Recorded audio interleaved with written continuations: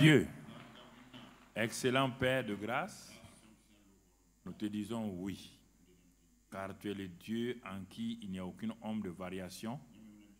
Et ce soir encore, nous nous tenons là, simplement en comptant sur ta grâce, en disant merci pour tous tes bienfaits, et que le Saint-Esprit, l'Esprit de révélation nous enseigne, nous conduise et nous guide. Que ta grâce et ton amour soient manifestés dans nos vies, soient exaltés et soient loués, Père, au nom de Christ Jésus.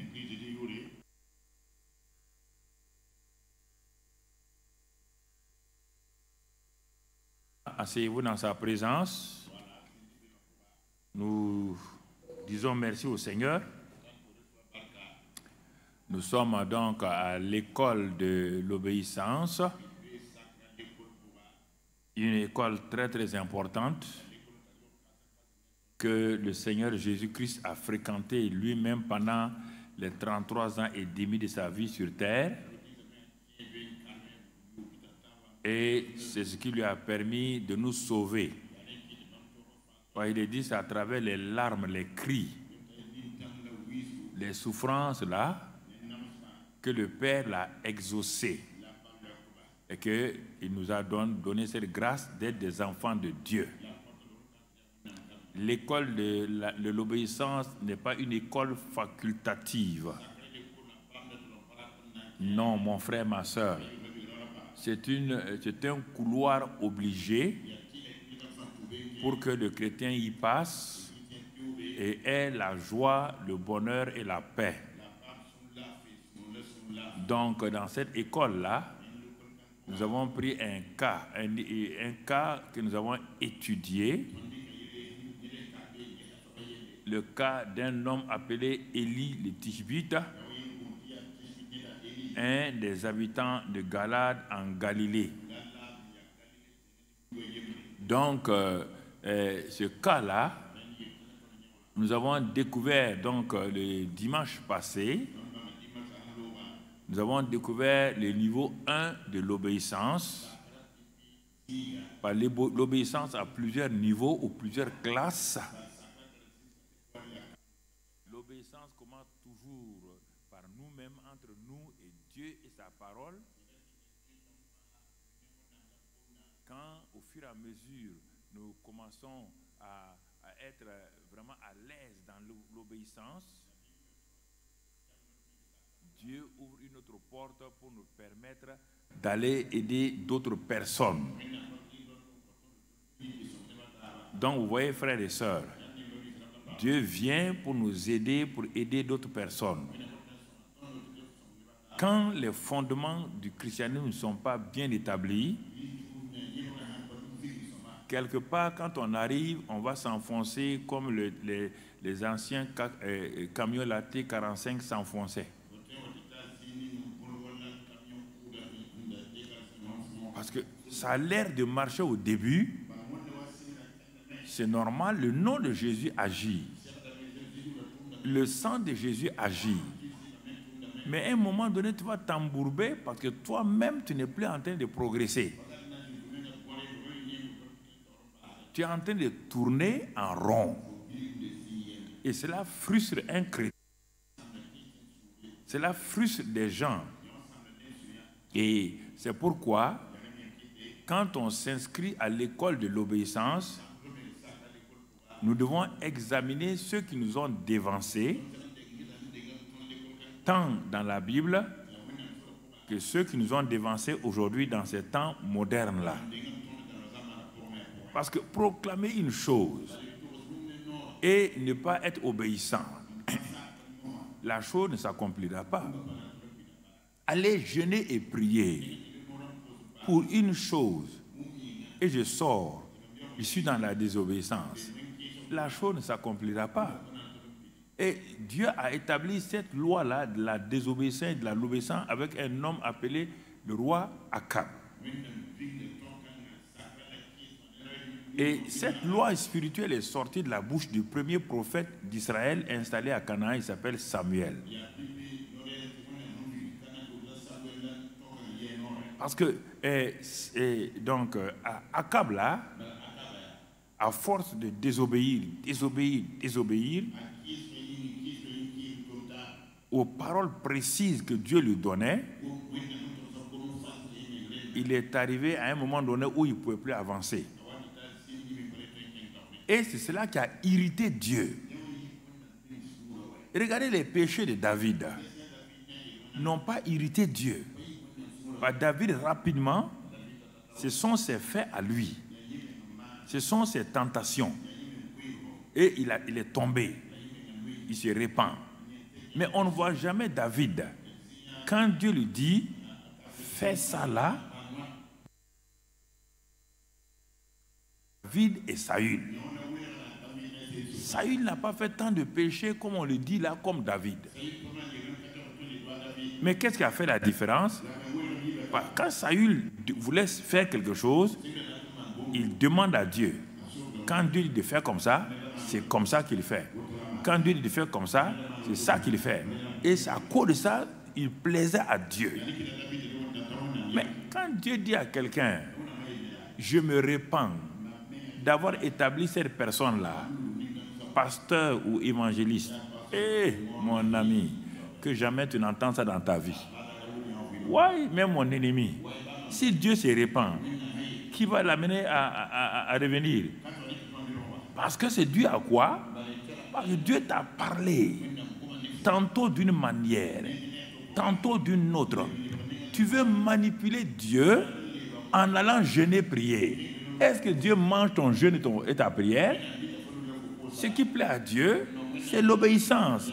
L'obéissance est la nourriture de Dieu. L'obéissance réjouit le cœur de Dieu. Pas la prière et le jeûne. La prière et le jeûne, c'est pour toi. Si tu obéis et tu jeûnes, tu pries, il n'y a pas de problème. Mais la prière et les sacrifices ne peuvent pas remplacer la désobéissance. Jamais. Je vous le dis, je vous répète. Bon, parfois, certains veulent se fâcher entre toi et moi. Moi, j'ai 48 ans dans l'affaire là. Toi, tu n'as même pas 20 ans. On veut te parler, tu te gonfles comme le dindon. Tu te connais? Quand même, il faut qu'on soit honnête là. Ça, c'est l'humilité simple. Quelqu'un a 48 ans d'expérience, l'autre a 20 ans d'expérience, parce qu'il pense qu'il a l'école moderne. Il pense qu'il peut dépasser l'autre. Il y a des choses, il ne faut pas t'amuser. Pas t'amuser, mon frère, ma soeur. Donc, ce sont des choses qu'il faut bien comprendre. On n'enseigne pas pour dominer les gens. On enseigne pour éclairer les gens. Pour éclairer les gens, pour qu'ils sortent non seulement de la défaite, de l'ignorance, pour aller dans la victoire. Frères et sœurs, les séminaires passent, mais les gens oublient les thèmes des séminaires. Oui, on te dit de briller. Quand pendant le séminaire, tu cries, tu as brillé, brillé. Quand tu sors, les ténèbres du dehors te débrillent. Tu as entendu? Tu as la vérité et la réalité. Jésus dit que lui, il est la lumière. Il n'a pas de lumière. Il est la lumière du monde. Et que quiconque le suit ne marchera pas dans les ténèbres. Il se retourne vers nous. Si vous croyez en moi, vous êtes aussi la lumière. Et la lumière éclaire toujours les autres parce que la lumière obéit. Frères et sœurs, il ne faut pas remplacer les éléments essentiels par des choses secondaires. C'est parce qu'il y a un pneu qu'il y a des écrous. Si tu as tous les écrous d'un pneu, il n'y a pas de pneu, tu vas faire quoi? Ça ne sert à rien. Ça ne sert à rien. Pourquoi vous pressez? C'est toute la vie. Il n'y a pas de récompense au ciel, le premier de la classe, le deuxième, il n'y a pas prix d'excellence, prix d'honneur, il n'y a pas au ciel, il n'y en a pas. Quiconque a été fidèle dans le peu de choses a la même récompense. Fidèle et bon serviteur, entre dans la joie de ton maître. au plus petit jusqu'au plus grand. Donc, il n'y a pas de concurrence. Il ne faut pas courir. Il n'y a pas de concurrence avec Dieu. Personne ne peut impressionner Dieu. On ne peut pas impressionner Dieu par nos soi-disant exploits. Les exploits ne peuvent pas impressionner Dieu. Non, mon frère, ma soeur. Donc, il y a des choses qu'il faut bien assumer, bien enraciner en soi. Et nous avons vu qu'après Moïse, du moins un autre homme de Dieu appelé Moïse a établi quelque chose sur l'obéissance. Dans Deutéronome 28, verset 1, il dit ceci, c'est une révision, on est dans une révision, on a déjà vu ça. Il dit, si tu obéis à l'Éternel ton Dieu, tu auras la supériorité sur toutes les nations. Si moi j'étais toi, je lis ce verset-là et je m'accroche. Je croyais que c'est la proclamation qui fait de moi. Dieu dit simplement, sans proclamer, sans jeûner, sans prier, si Dieu te dit quelque chose, tu obéis, tu passes à la classe supérieure. Vous voyez? Tu passes à la classe supérieure. C'est normal. Un enfant qui obéit à son maître apprend ses leçons. Quand la composition de passage vient, il passe à la classe supérieure. Et ça est devant vous tous les jours, vous voulez choses. Mais un enfant qui n'obéit pas, qui n'apprend pas ses leçons, ne passera jamais à travers la composition de passage. Il va redoubler en permanence. Il y a des choses, quand je vous enseigne, regardez d'abord mon expérience. Il ne faut pas dire l'autre a dit comme ça. Il ne faut pas aller prendre des petits pour les comparer à moi. Ça me vexe. Ça me vexe. Ce sont tous mes enfants. Tout ce que tu veux écouter, ce sont mes enfants.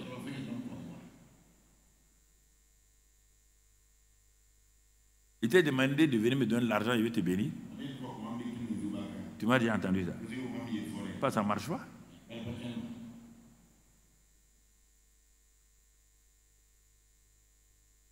Si tu obéis, tu seras supérieur à toutes les nations. Donc ton élévation est assurée. Deuxième élément, toutes les bénédictions de l'Éternel, toutes les bénédictions qu'il a là, viendront sur la tête de celui qui obéit. Prends ces deux passages-là, en fais ton coussin. Fais-en ton coussin. Fais-en ton coussin. Fais-en ton coussin. Tu comprends? Pourquoi il dit ça? En venant dans le Nouveau Testament maintenant, on va voir pourquoi l'Ancien Testament, Samuel et Moïse ont dit ces choses-là. Paul va nous éclairer que la situation du monde, la situation de la terre là, n'est pas venue par ton ancêtre ni mon ancêtre. C'est venu par la désobéissance d'un seul homme appelé Adam. Tu entends le mot encore? Romains 5, 19. On ne va pas le lire. On a déjà lu et lu. Par la désobéissance d'un seul homme, le péché est rentré, la mort est entrée, la maladie est entrée, la malédiction est entrée. Donc, toutes ces choses sont rentrées. Mais il dit par l'obéissance d'un autre homme, il est venu annuler tout ce que la désobéissance a amené. Si tu crois ça, que l'obéissance de Jésus est venue pour effacer les effets de la désobéissance d'Adam,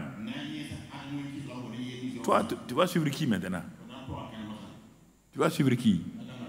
Adam ou Jésus? Si tu es intelligent, tu vas suivre Jésus. Pourquoi? Dans Hébreux 11, verset 8, un autre homme, c'est maintenant, lui s'appelle Abraham. Un seul homme, âgé de 75 ans, qui est dans le paganisme, par l'obéissance d'un seul homme, Cet homme appelé Abraham. Il dit, c'est par la foi qu'Abraham, lors de sa vocation, obéit. Et partit dans un lieu qu'il devait recevoir un héritage. Et qu'il partait sans savoir où il allait. Et tu vois, c'est par cette obéissance d'Abraham-là que toi et moi, nous sommes sauvés en Jésus-Christ. C'est l'obéissance d'Abraham qui a amené Jésus sur la terre. Il est la postérité d'Abraham. Et c'est en Abraham que nous sommes bénis. Et les malédictions sont ôtées à cause d'Abraham, de l'obéissance d'Abraham. Donc tu vois que l'obéissance là, ce n'est pas une chose à prendre à la légère. Je ne sais pas si je dois te dire plus ou moins. Ce n'est pas une chose à prendre à la légère. Dans chaque chose, il y a les éléments importants, il y a les éléments secondaires. Voilà. Ce n'est pas la décoration qui fait la beauté du mariage. Mon ami, si la décoration faisait les beautés du mariage là, il y a longtemps, beaucoup de mariages seraient bien. Hein? Non, mon frère. Non, ma soeur. Donc, il y a des choses dont il faut bien saisir. Ne pas tromper des gens en disant, venez voir prier pour vous. Tu vas prier pour quelqu'un qui est désobéissant. Réfléchis toi-même. Tu es en train de vexer Dieu. Un homme de Dieu qui s'entête à ça, il est en train de vexer Dieu. Tu es en train de le vexer. Vraiment, tu le vexes. Tu le vexes. Soit tu veux de l'argent chez la personne, ou bien tu es ignorant. Sinon, tu ne vas pas le faire. Tu vas lui demander de se repentir. De sortir de la désobéissance pour se repentir. Alors, donc, vous voyez là, c'est pourquoi, avec cette introduction-là, on a vu le niveau 1 de l'obéissance appliquée à Élie, un habitant de Galade, un homme qui a obéi donc à Dieu, quand il est parti pour chercher quels sont les battements du cœur de Dieu pour sa nation. Il est parti dans le lieu secret de la présence de Dieu et il est resté là-bas jusqu'à ce qu'il entende ce que Dieu disait sur son pays. Est-ce que tu sais que Dieu parle sur ton pays, ta famille, tes études, ton travail tous les jours? Quand je dis ça, les gens me regardent. Il dit, mais le problème, c'est que Dieu est en train de parler. Mais tu n'as pas de récepteur. Actuellement, Radio Burkina émet, Radio Côte d'Ivoire émet, RFI émet, La Voix de l'Amérique émet. Mais pourquoi tu ne l'entends pas? Tu n'as pas de récepteur. Ils émettent 24 sur 24. Mais Dieu parle sur ta famille 24 sur 24. Sur ta vie 24 sur 24. Toi, tu vas les prier. Tu vas dire comme Samuel, parle, ton serviteur écoute. Le petit Samuel n'était pas branché sur la même longueur d'onde que Dieu. Il ne connaissait pas la voix de Dieu. C'est normal. Quand Dieu l'appelle, il pense que c'est son patron qui l'appelle. Quand son patron a compris, c'est Dieu qui l'appelle, il lui a dit, petit, va te coucher. Quand on va te parler, dis simplement, Seigneur, parle, ton serviteur écoute. Et sa vie a changé. Si tu n'entends pas ce que Dieu dit sur toi-même, sur ta famille, tu vas faire quoi?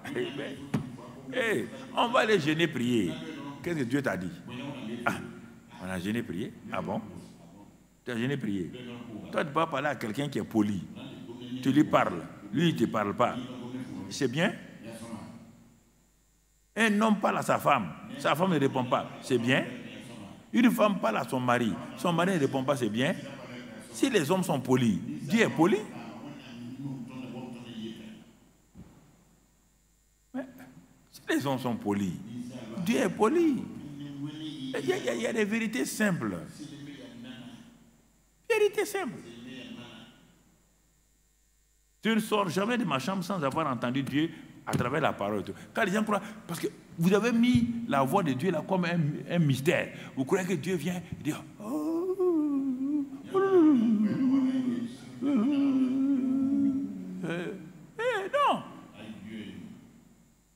il dit tantôt d'une manière, tantôt d'une autre. J'ouvre ma Bible, je regarde, je lis, je n'entends pas la voix de Dieu. Ici, il n'y a pas la voix de Dieu. Je regarde encore, et puis à un moment donné, paf, la voix de Dieu est là. Et je m'arrête, je prends mon bic, mes feutres, je commence à enregistrer la voix de Dieu. J'enregistre et j'écris ce qu'il me dit. J'écris ce qu'il me dit. C'est comme ça que mes messages viennent. Mes messages ne viennent pas, Seigneur, que je vais dire aux gens aujourd'hui? Vraiment, hein? Oh, Saint-Esprit, où es-tu? Je n'ai pas de message. Toi, tu n'as pas de message. Le Saint-Esprit est en toi, la Bible est devant toi. Les deux éléments principaux, le Saint-Esprit est en toi, la Bible est devant toi, et toi, tu n'as pas de message. Tu ne sais pas écouter Dieu. Tu ne sais pas écouter Dieu. C'est au gros livre là. Et le grand Saint-Esprit qui est en toi. Alors, Dieu a parlé à Élie. Mais il sait que Élie, ce que Élie veut là, c'est pour tout le pays. Mais il sait qu'Élie n'est pas prêt, en sortant de sa présence là, pour aller faire l'invasion. Non, Élie n'est pas prêt. Donc Dieu va le faire passer par des niveaux d'obéissance. Dieu va le tester. Dieu va le tester pour voir s'il n'arrive pas à obéir à ce que je dis pour sa vie là. Comment va-t-il impacter les autres demain? Dieu dit, ok, tu es venu, j'ai entendu ton cri, sors, va fermer le ciel. Il ferme le ciel. Mais en fermant le ciel, il vient de fermer le ciel sur lui-même. Il n'est pas exclu. Non. Il venait de fermer le ciel sur lui-même. Maintenant, quand il a fermé le ciel, il se rend compte que lui-même a des problèmes. Je viens de fermer le ciel. Tout le monde a une famille. Moi, je suis prophète. Je ne suis pas marié. Rien. Où est-ce que je vais manger? Où est-ce que je vais boire? Il s'est rendu compte. Dieu lui dit, c'est justement ça. On va aller maintenant. On va marcher ensemble. Donc, il a dit, Seigneur, parle. Dieu dit, va au torrent de Kérif. Va te cacher là-bas. Quand tu vas te cacher, et je vais envoyer régulièrement des corbeaux, matin et soir, pour t'amener le pain et pour t'amener la viande. Et tu vas boire l'eau du torrent, cette eau vive là, qui sera l'eau de vie pour toi pendant tout le temps. Premier test. Il a réfléchi. Les corbeaux sont des animaux impurs en Israël. Boire de l'eau de torrent, aller se cacher à un torrent, où bientôt tout le pays viendra chercher de l'eau, parce que les rivières vont sécher. Il n'y a que le torrent de Kérif qui donne beaucoup d'eau. Mais on ne peut pas se cacher dans un endroit qui devient public. Mais comme Dieu a dit d'aller se cacher, il est allé là-bas se cacher. Il ne s'est pas caché sous un arbre. Il est arrivé au torrent de Kérif, le lieu de cachet de Dieu. Et Dieu l'a caché. Vous voulez comprendre tout? Va te cacher au torrent de Kérif. Quand il est arrivé là-bas, il a dit à Dieu, Dieu dit, oui, tu es caché. Pendant 3 ans, on a cherché les prophètes là. On les a arrêtés. Mais est-ce qu'on a quelqu'un a vu Élie? Il était caché. Pourtant, au torrent là, les gens venaient enlever l'eau. Mais ils ne voyaient pas Élie. Votre tête, est-ce qu'on peut se cacher là? Oui, Dieu dit oui. Premier niveau. Quand il a vécu là-bas, Dieu l'a exercé à l'obéissance. Il l'a exercé. Quand tu t'exerces à l'obéissance, qu'est-ce qui se passe? Ta foi augmente. La connaissance de Dieu augmente. C'est ça. Attendre chaque jour des corbeaux. à telle heure. Quand toi tu obéis, les agents que Dieu va utiliser pour te bénir obéissent aussi. Il n'est pas parti trouver les corbeaux avant.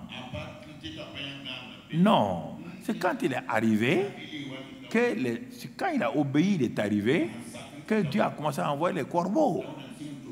Vous voulez voir des choses avant, c'est comme Thomas. Si je ne vois pas les clous, Dieu dit, ok, il n'y a pas de problème.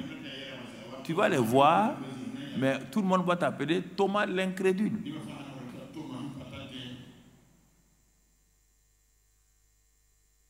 L'école de l'obéissance. C'est une école qu'on devait inscrire les étudiants dès les disciples de Christ, dès les premiers temps de leur conversion. On les a balancés dans des jeûnes et prières, dans des combats spirituels. Ils ne peuvent pas. Dans l'armée, il y a quoi? Il y a toutes sortes de catégories. Il y a ensuite les commandos. Après, on dit les forces spéciales. Dans les forces spéciales, là, on ne prend pas n'importe qui. Voilà. Donc, c'est la même chose. Tu vas prendre un nouveau converti, tu vas dire, bon, on va jeûner, prier. Bon, il va aller jeûner, prier. C'est facile de jeûner, prier. S'abstenir de manger et de boire. Bon, il croit que Dieu va le payer pour ça. Ah, je n'ai pas mangé, je n'ai pas bu, donc Dieu va me payer. Dieu ne paye rien parce que tu n'as pas mangé, tu n'as pas bu. Ah oui. Tu ne payes rien. Absolument rien. Sinon, les Miss Monde là, elles jeûnent, les boxeurs jeûnent pour ne pas changer de catégorie. Tout le monde jeûne. Voilà. Mon frère, ça ne paye pas. Jeûner et prier, c'est une discipline pour toi-même, pour contrôler tes appétits, contrôler tes pensées, contrôler et rester dans la présence de Dieu, ton corps, jusqu'à ce que Dieu te parle. Voici les bénéfices des jeûnes et prières. Jeûne et prière, ce n'est pas un prix qu'on paye pour avoir des choses avec Dieu. Sinon, personne ne va lire la Bible encore. Si on jeûnait et priait pour avoir les choses, qui va lire la Bible? Qui va venir à l'église? On n'allait pas tout le temps à jeûner. Les gens allaient fonder des centres de jeûne et de prière. Et vous venez payer, vous jeûnez et priez seulement. Vous mélangez les choses. Le jeûne et la prière à son temps. Ce qu'on appelle l'eau et l'engrais. L'eau et l'engrais ne sont pas importants s'il n'y a pas de semences. Toi, tu n'as rien semé, tu n'as rien gardé dans le sol, et tu arroses, tu mets de l'engrais. Le sol rit de toi. Il dit, tu vas voir, les herbes là vont pousser. Et effectivement, au bout de quelques jours, il n'y a que des épines et des herbes qui poussent. Suivez la logique de la parole de Dieu. La parole de Dieu n'est pas quelque chose de bizarre.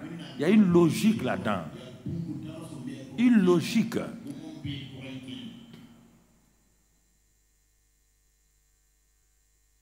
Et parfois, ça c'est les gens du Eden TBI. Quand ils s'en vont quelque part, au lieu de témoigner aux gens, surtout quand ils voient cette personne-là, selon eux, il y a des grandes personnes. Selon eux, il y a des personnes très importantes. Le chrétien ne voit jamais un homme comme un pécheur ou bien un fils de Dieu. Il voit toujours les titres. Bon, je dis ça parce que souvent, les gens me disent, ah, papa, j'ai vu telle personne là, il y a telle personnalité qui veut te voir. Il dit, mais qu'est-ce que tu lui as dit? Ah, donc, parce qu'il a une personnalité, ça dépasse ta foi. Et parfois, vous m'envoyez des gens, viennent me voir, dire, ah, c'est une de tes filles là qui a dit de venir te voir. On dit, si c'est pas Papa Karambiri, ah, cette affaire-là. Ah. Quand Papa Karambiri c'est là-bas, tu vas te référer à qui? Il n'est pas Papa Karambiri. Et toi, tu es papa qui? Tu es Papa Godzilla? Oui, histoires comme ça. Ah, vous voyez quelqu'un seulement, vous êtes impressionné. Mais le gars qui est assis devant toi là, il est ministre là. Mais il est devant toi là. Il n'est pas ministre. C'est un être humain avec ses émotions. C'est un homme qui pleure. Il va aux toilettes. Ou bien, quand il devient ministre, il ne va plus aux toilettes. Hein? Non, mais je ne sais pas. Mais pourquoi vous mystifiez les gens? Pourquoi vous les... C'est ça qui fait. Votre foi descend, vous. Et au lieu d'être un instrument, vous devenez un contre-instrument. Et ça fait que bon, les gens se disent, bon, quand tu parles, ils vont dire, bon, comme tu ne sais rien faire, tu as dit que ce n'est pas toi. Toi, tu n'as rien. Bon, il faut partir. Tiens, 50 000, il faut partir. Il te ridiculise comme ça. Tu deviens un woro-woro. Les taxis d'Abidjan, woro-woro. Voilà, c'est ça. Tu n'es même pas taxi compteur, hein? Taxi woro-woro. C'est ça. C'est le vrai problème des gens.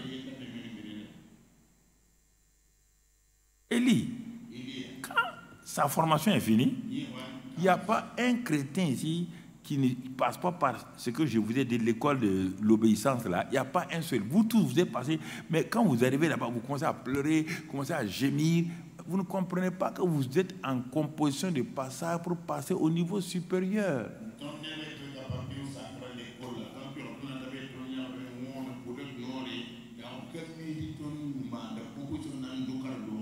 On ne sait pas combien de mois ça a duré. Voici la composition du passage. Le torrent est devenu sec. Dieu a séché le torrent. Un torrent, pour qu'il sèche, c'est un problème. Une rivière, un fleuve, mais pas un torrent. Et les corbeaux ne venaient plus. Élie s'est arrêté. Quelque chose va se passer. Dieu ne m'a pas dit d'aller fermer le ciel et de mourir. Donc, je suis un instrument de Dieu. Puisque je suis un instrument de Dieu, ce qui se passe maintenant là n'est pas quelque chose de mauvais. Dieu vient de fermer une porte parce qu'il a ouvert une autre porte devant moi. S'il ne ferme pas la porte là derrière moi, je vais replier pour revenir, pour fuir. Comme Dieu ne veut pas que nous fuyions, il ferme la porte derrière nous, il dit avance maintenant. Il n'y a pas de repli. Il n'y a pas de repli. Tu vas, c'est la vie ou la mort. Tu dois aller. Mais Dieu a trouvé une parole. Il a une parole. Quand c'est comme ça, vous n'écoutez plus Dieu. Ah, mais pas ça, je ne comprends pas ma vie. Hein? Ta vie est arrivée aux compositions de passage. Va t'asseoir, va composer. Est-ce qu'on fait composition de passage en octobre? Hein? On fait ça en décembre? On fait ça quand? Hein? À la fin de l'année, non? Parce que les enfants ont fait quoi? Ils ont appris, non? On fait composition de passage pour vérifier leur niveau. Mais vous ne voulez pas ça. Quand il y a composition de passage, vous partez gêner, prier. Composition de passage, ton enfant va gêner, prier. Il va redoubler. On lui demande de venir sortir ce qu'on lui a appris pendant 9 mois. Un point, c'est tout. Ce que tu as appris là, Dieu te demande, viens les sortir, viens me montrer que tu es un bon élève. Et un point, c'est fini, il n'y a rien d'autre. Arrêtez de jeûner et prier inutilement. Si vous n'avez pas à manger, venez vous donner à manger.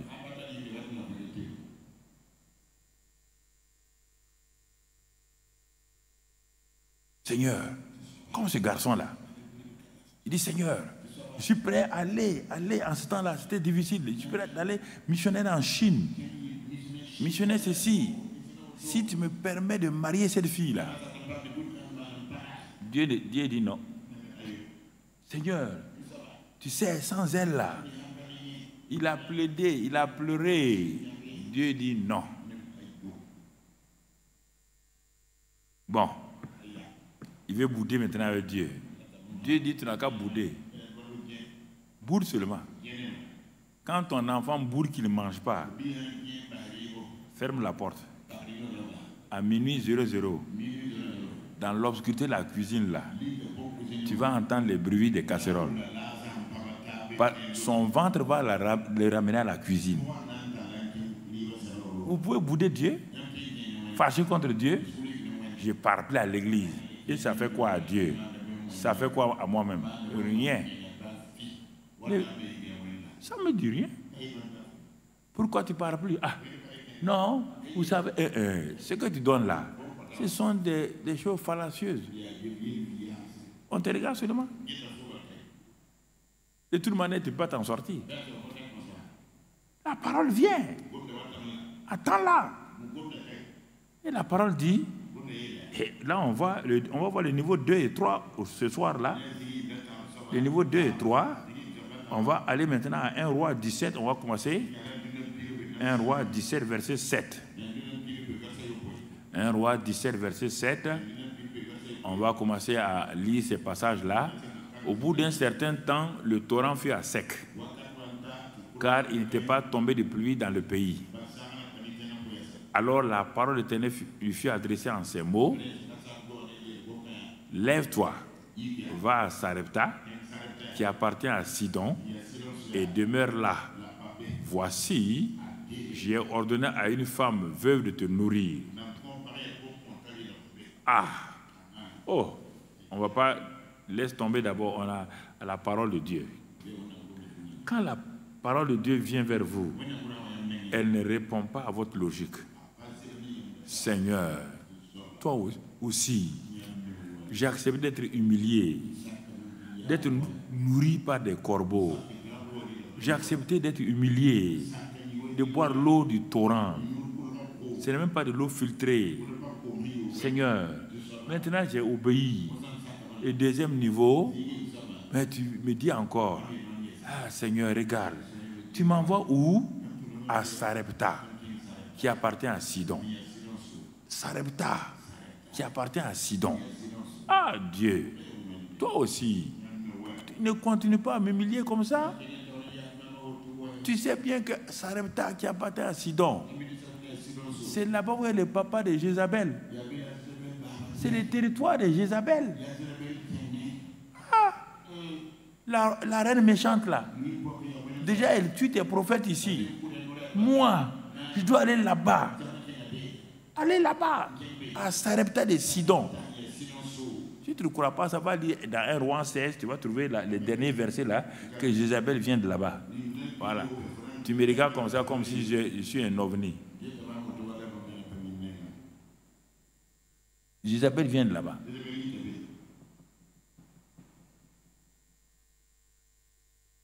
Les voix de Dieu ne sont pas nos voix. Ils disent parfois des choses qui vous choquent. Ah, Dieu, toi aussi. Même le garçon que moi j'ai laissé naturellement là, il vaut mieux que celui-ci là, que tu me présentes. Qui t'a dit ça? L'autre au moins s'habillait bien. Mais regarde l'autre là, il est tout le temps en tapette pata comme ça. C'est ça le problème des gens. Ils ont une logique bizarre contre la parole de Dieu. Va à Sarepta, qui appartient à Sidon. Bon, ok. Bon, et si je vais à Sarepta là, qui appartient à Sidon là, donc toi, tu permets que j'aille manger dans la maison de papa de Jézabel alors. Je vais manger dans le palais royal. Dieu dit non. À Sarepta de Sidon, il y a une femme veuve là-bas. Et je lui ai dit que c'est elle qui va te nourrir. Seigneur, c'est moi qui dois nourrir la veuve. Mais une veuve qui me nourrit. Satan, arrière de moi. Dieu dit, il n'y a pas Satan ici. Vous voulez choisir les manières où Dieu doit vous parler. Et ça ne marche pas.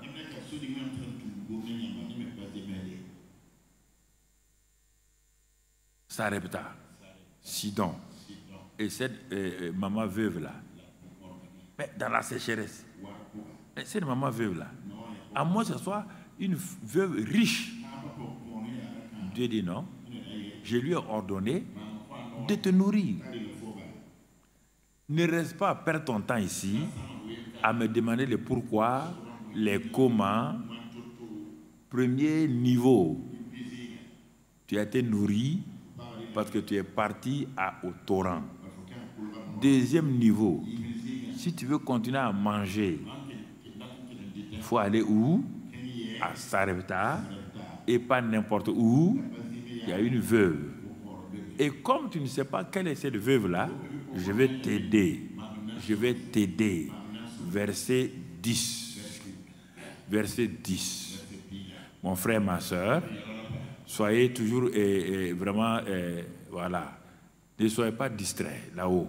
Il se leva et il alla à Sarepta. Il se leva, il n'a pas fait comme Jonas. Dieu dit à Jonas, va à Ninive. Il dit, moi Dieu, allez à Ninive. On dirait que tu ne comprends pas, hein? Eh, tu connais Ninive? La ville la plus méchante là. Moi, Jonas, prophète de Dieu, allez à Ninive. Il est parti à Tarsis. Ce qui lui est arrivé, lui est arrivé. Va à Sarepta. Il se leva, il alla à Sarepta. Il n'est pas allé à Jérusalem. Non, il alla à Sarepta. C'est comme il arrivait à l'entrée de la ville. Dès le moment où il s'est mis en marche, Dieu aussi a mis en marche la veuve. Comme il arrivait à l'entrée de la ville, voici, il y avait là une femme veuve qui ramassait du bois. Vous voyez, l'obéissance déclenche la puissance de Dieu pour venir à votre rencontre. S'il vous plaît, écoutez ces messages de vie. Ce sont des messages de vie pour vous. Ne vous laissez pas tromper par des gens qui vous promettent, qui vous prophétisent, qui vous disent ça. Il n'y a aucun d'entre vous qui soit dans un problème si Dieu ne lui a pas parlé. Il n'y a pas cette personne. C'est que vous ne savez pas comment Dieu parle et quand il vous parle, vous refusez de croire à ce que Dieu vous dit. Voilà le vrai problème.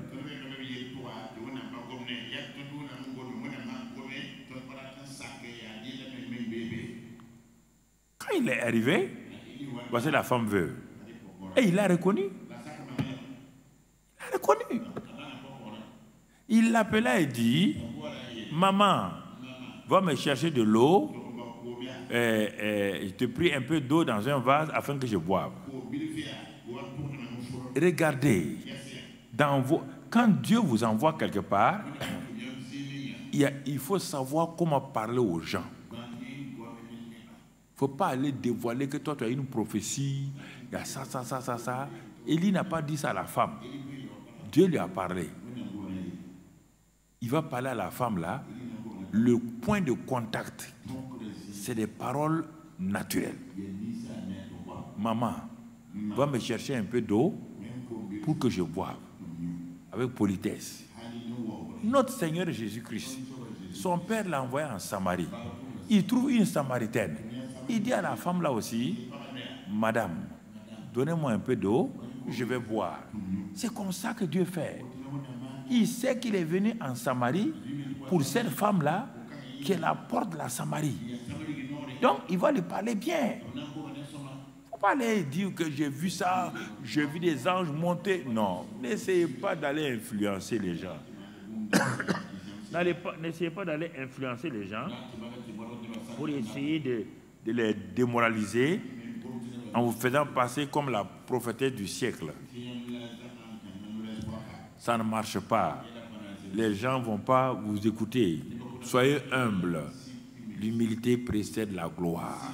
Je ne sais pas pourquoi vous voulez vous faire croire que vous êtes un prophète, une prophétesse de la dernière génération. Pourquoi ça? Ça vous donne quoi? Simple. Parole simple.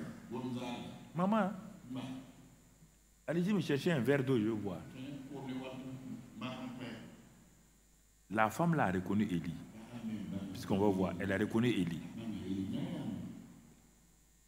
Voici comment votre obéissance va aider quelqu'un à sortir de sa situation de misère.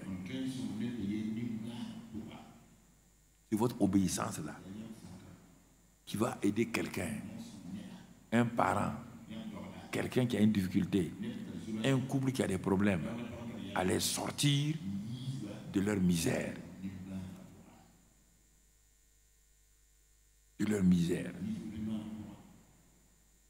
Et quand vous allez chez eux, commencez à parler avec des paroles normales, naturelles. N'allez pas jouer au prophète. Ainsi dit l'Éternel. J'ai vu hier. Je ne sais pas pourquoi vous voulez influencer les gens. J'ai vu.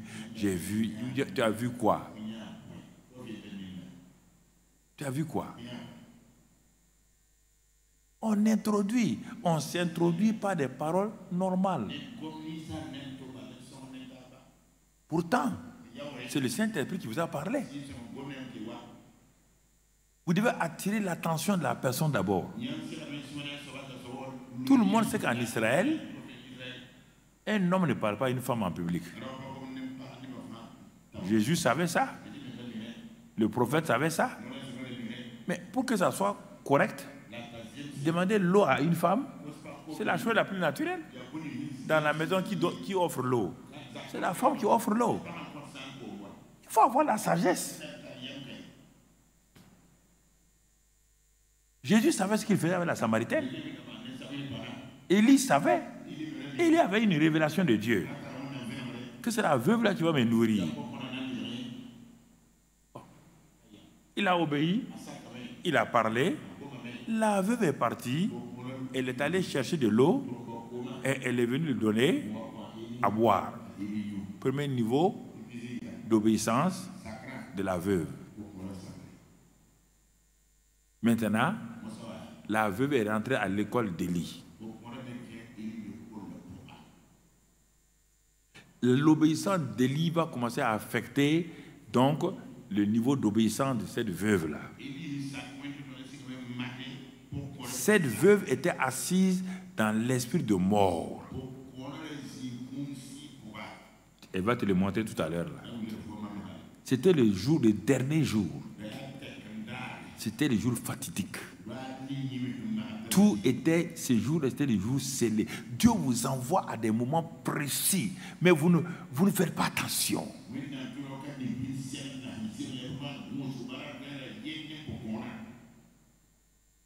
Écoutez la veuve. Quand elle a obéi au premier élément, donc Élie va la faire entrer dans son deuxième niveau d'obéissance avec une chose un peu plus compliquée. On revient sur le verset 10 là. Il l'appela de nouveau et dit: apporte-moi, je te prie, un morceau de pain dans ta main. Ah! Tout ce que la femme là vivait va sortir maintenant.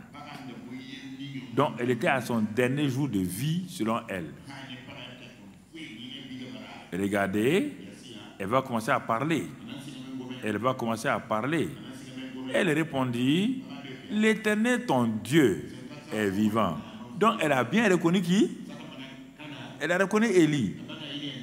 Même malgré ça, même si Dieu vous envoie et vous êtes en train d'aider les gens à obéir, pasteur, si tu connaissais ma situation, comme tu ne la connais pas, les gens veulent m'expliquer leur situation. Tu veux que je fasse quoi?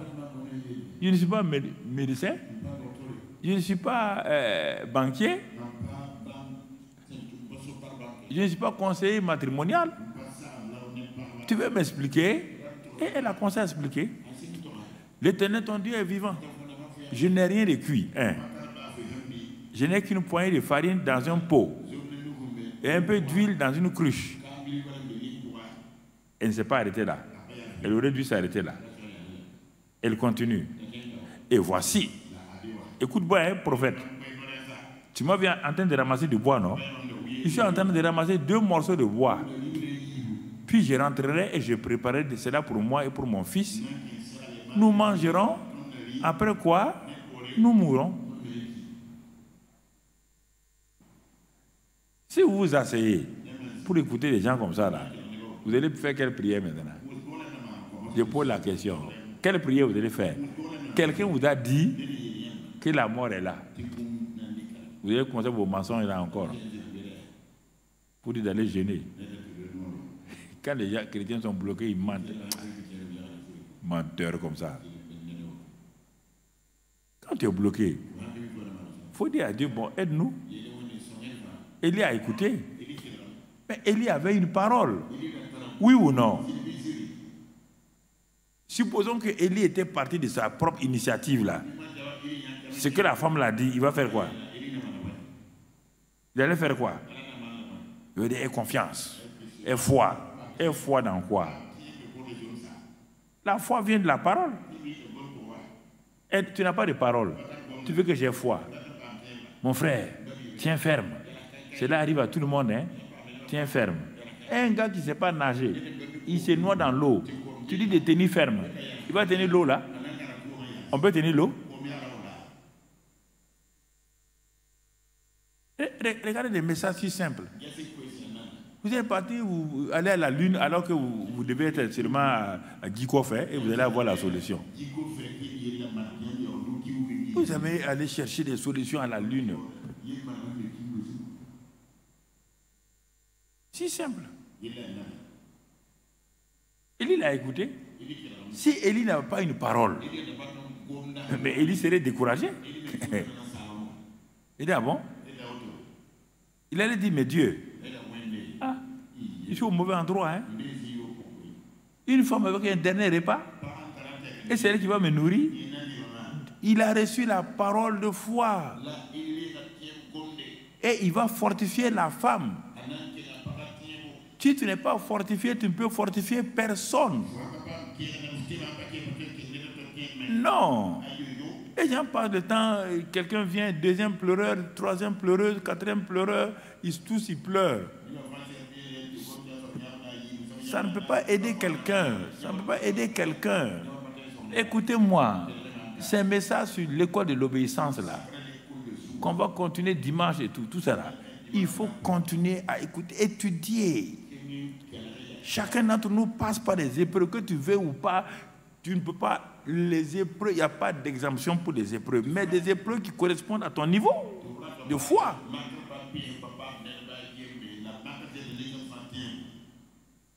À ton niveau de foi. À ton niveau de foi. Tu comprends? Il faut bien comprendre ça. Bon, Élie la regarde, Élie a l'assurance. Élie ne s'appuie pas sur les événements, ni sur les réalités qui sont autour de lui. Il s'appuie sur la parole de Dieu. Qu'est-ce qu'Élie dit à la femme là? Regardons la réponse d'Élie. Donc, elle a peur, elle dit, ne crains point. Premièrement, quand les gens sont comme ça, la peur est là. Donc, calmez d'abord leur peur. N'allez pas commencer à parler. Calmez. Ne crains point. Ne crains point. Ma soeur, ne crains pas. Mon frère, ne crains pas. Rentre. Écoute la parole. Rentre. Fais comme tu as dit. Tu as dit quoi? Que tu vas aller préparer avec le peu de farine là, avec le peu d'huile là, tu vas préparer un pain, tu vas manger, toi et ton enfant. Donc, tu sais préparer, fais cette partie. Mais la deuxième partie là, il faut l'enlever. Ce n'est pas toi et ton enfant qui allez manger. Prépare-moi d'abord avec cela un petit gâteau. Et la parole de foi va être infusée en elle maintenant. Quand tu vas m'apporter ce gâteau-là et je vais manger, tu en feras. Ensuite, pour toi et ton fils. Élie, la femme te dit que la farine qui reste là, l'huile qui reste là, c'est le dernier. Elle va faire comment? C'est ça la parole de foi. Il faut défier la foi des gens. Défie sa foi. Et tu vas voir ce que Dieu va faire. Défie sa foi. Donne-lui une parole de foi. Va préparer. Tu me la portes. Tu vas rentrer encore. Tu vas faire le gâteau pour toi et ton enfant. La foi de Dieu est une folie pour les gens. Ah, vous voyez les pasteurs là? Ouais, ils abusent même des veuves. Ouais. Ce sont des pasteurs sans loi, sans foi. Et les chrétiens acceptent ça. C'est des pasteurs, ils sont sans foi, sans loi. Et il est venu dépouiller la femme. La prière ne fera pas de miracle. La foi qui fait les miracles sur la base de la parole de Dieu. Pour que tu ne dépendes pas d'un pasteur, d'un apôtre ou d'un prophète. Vous croyez que Élie ne pouvait pas dire à la femme, là, amène la farine, là, amène l'huile, là, il pose les mains, puis ça va se multiplier. Ça va servir quoi à la femme? La prochaine difficulté là, elle va chercher le prophète. C'est pourquoi vous êtes derrière eux. Vous êtes derrière eux. Koto. Vous êtes derrière eux.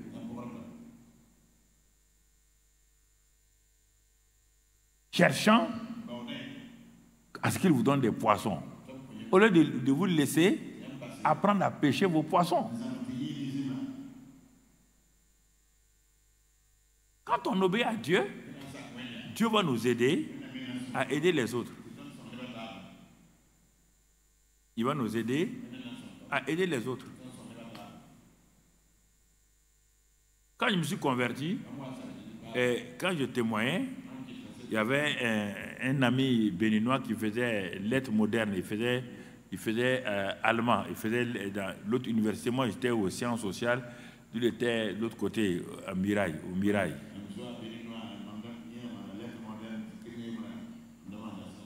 On se connaissait un peu à Lomé avant de venir à Toulouse.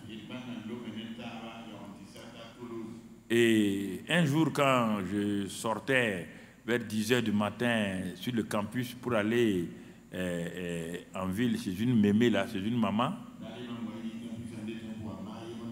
qui n'est pas loin du campus, pour la saluer, tout juste quand je suis arrivé au restaurant universitaire, je voulais tourner, la voix de Dieu me dit, va au Crous. C'est le centre régional des œuvres universitaires. C'est là où on touche les bourses par mois. Dans mon cœur, j'ai ri, il dit, mais on n'aime pas le 20 du mois. Les bourses arrivent toujours à la fin du mois. Mais la voix de Dieu insiste. Je suis un nouveau converti. Hein. La voix de Dieu insiste. C'est comme ça que j'ai appris à connaître la voix de Dieu. Pas en priant. Comme ça, brusquement, il me parle. Tac, tac, tac. Je m'arrête, qui me parle? Bon, j'ai dit, ok, je vais aller. Quand j'ai dit, je vais aller au Crous, là, j'ai eu la paix. Donc, je savais que Dieu voulait me conduire là-haut. J'arrive, le Crous est au premier étage. Je suis monté au premier étage. Dès que je rentre dans le hall, là, les étudiants béninois étaient agglutinés devant une dame là qui fait les billets, qui s'occupe de ces choses-là. Au milieu d'eux, il y avait mon ami que j'ai connu là. Voilà, ok. Donc, j'ai dit, mais qu'est-ce que vous faites ici? Et ils m'ont dit, ton ami là, il a des bouteilles de quoi, de vaudou, il a invoqué, il est devenu fou. Et ses yeux faisaient comme ça. Quand il regardait, ses yeux faisaient comme ça. Il dit, ah, comme il est violent et personne ne veut être responsable de ça en France, Donc, le président des étudiants donc, béninois à Toulouse, ils sont venus voir pour qu'on puisse le rapatrier à Cotonou. Dieu me dit, c'est pourquoi je t'ai envoyé ici. Je viens de convertir. C'est pour ça que je t'ai envoyé. Il y avait une dame, une Burkinabé avec moi, je n'ai pas dit son nom, sûrement elle suit les émissions. Et aussi, son mari faisait médecine à Toulouse et elle faisait droit.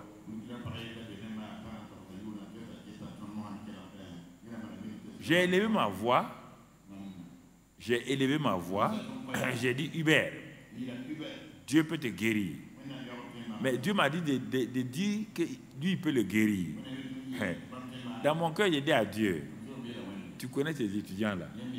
Si j'ai dit ça là, ça va être des rires seulement. Effectivement, j'ai eu le courage, j'ai dit, Dieu, Hubert, Dieu va te guérir. Dieu peut te guérir. Ils ont éclaté des rires. Dieu dit, répète encore. J'ai répété. Il n'y a que la Burkinabé là, qui est une bonne catholique là, qui a dit, oui, Dieu peut. Les étudiants béninois ont dit, paille, ce n'est pas un problème. Il dit, Mamadou, tiens ton ami Hubert. Ils sont partis. Je dis à Dieu maintenant, hey, tu m'as cherché problème? Je partais chez la mémé là. Tu mets un fou dans mes mains. En plein Toulouse. Je fais quoi d'un fou? Bon. Je priais. Et il dit, bon, ok.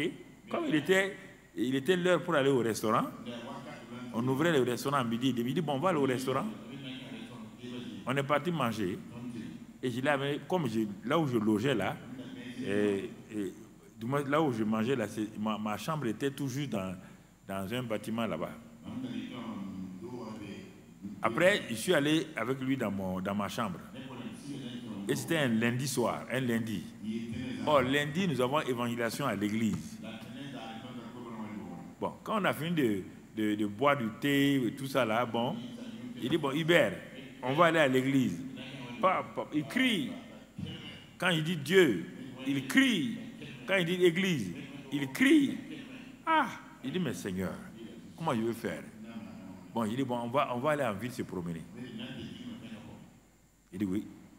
On est sorti, je l'ai flatté, on a pris un premier bus qui nous a descendu. Comme il ne connaît pas le lieu de l'église, qui nous a descendu, on a pris un deuxième bus qui nous a descendu. Il dit, bon, allons-y, c'est au centre de Toulouse, là, rue Tamponnière. Avant qu'on sache, comme ce n'est pas un bâtiment d'église, c'est dans les bâtiments, là, ils ont loué une salle. J'ai poussé Hubert, on est rentré. Avant qu'il sache, je l'ai amené jusqu'au premier banc. Ce n'était pas mon pasteur qui prêchait ce soir-là, c'était le président des Assemblées de Dieu de France qui prêchait, Monsieur Roux. Quand il s'est levé pour prêcher, il parlait du sang de Jésus.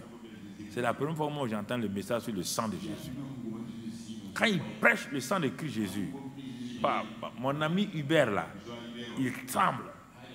Je suis obligé de l'arrêter. Je le tiens bien.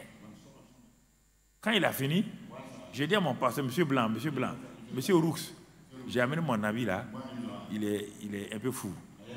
Il dit, bon, de rentrer dans le bureau du pasteur là, ils vont prier. Quand on rentre dans le bureau du pasteur, mon ami Hubert dit, il me parle, hein? Il dit, mais tout est parti. Il dit quoi? Ben, les esprits qui me tourmentaient là.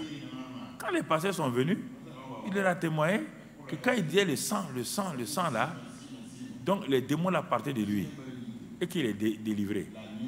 Bon, il a été guéri. Mais maintenant, comme il était malade depuis un temps, il n'a pas pu s'inscrire donc pour l'année universitaire. On était en novembre. Or, les inscriptions, c'était du 15 octobre au plus tard au 15 novembre. On était en fin novembre. Et les premiers partiels ont commencé dans leur institut d'allemand là.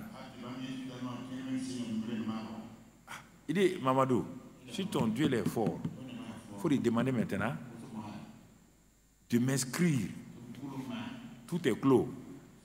Moi aussi, avec ma petite foi là, on a prié. Il est parti.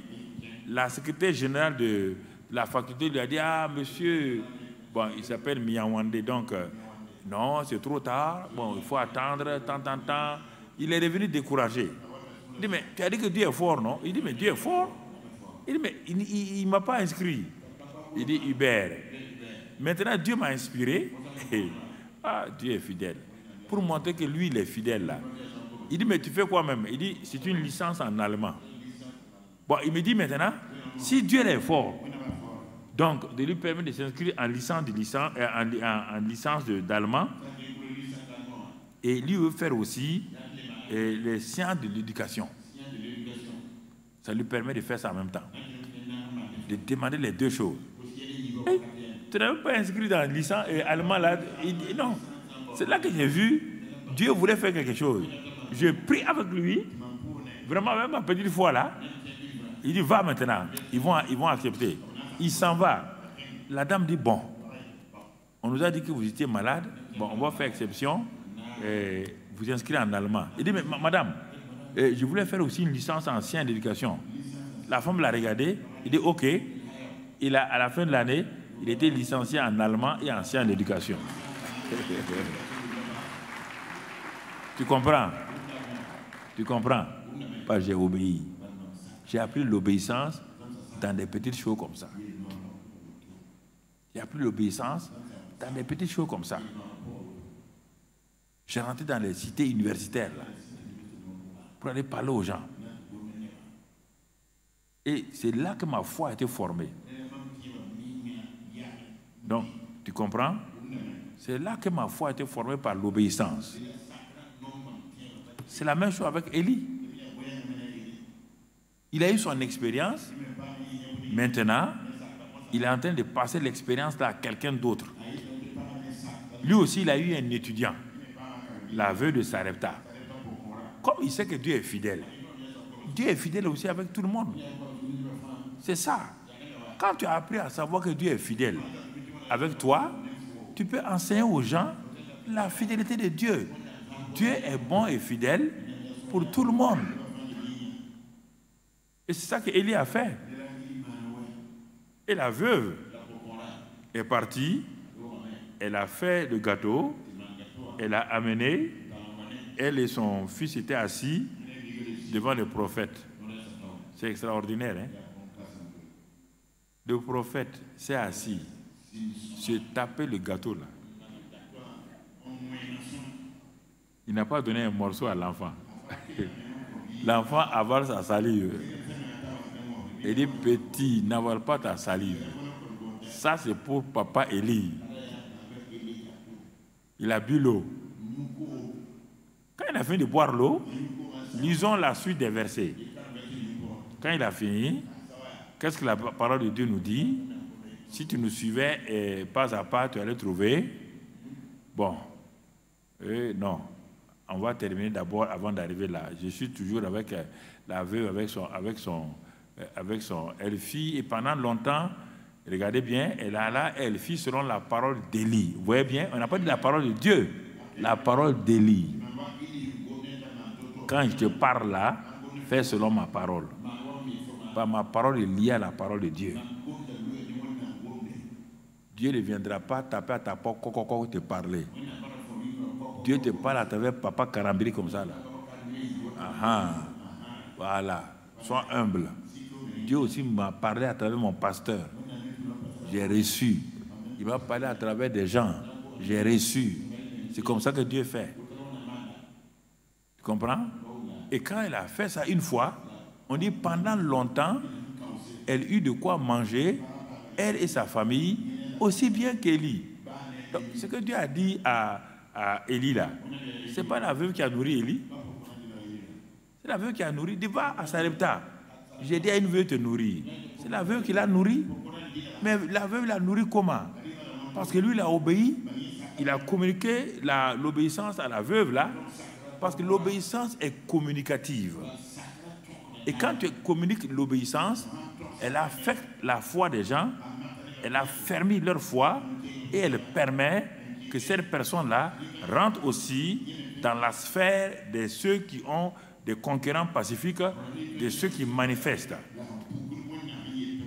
Donc, Ça, c'est le niveau 2.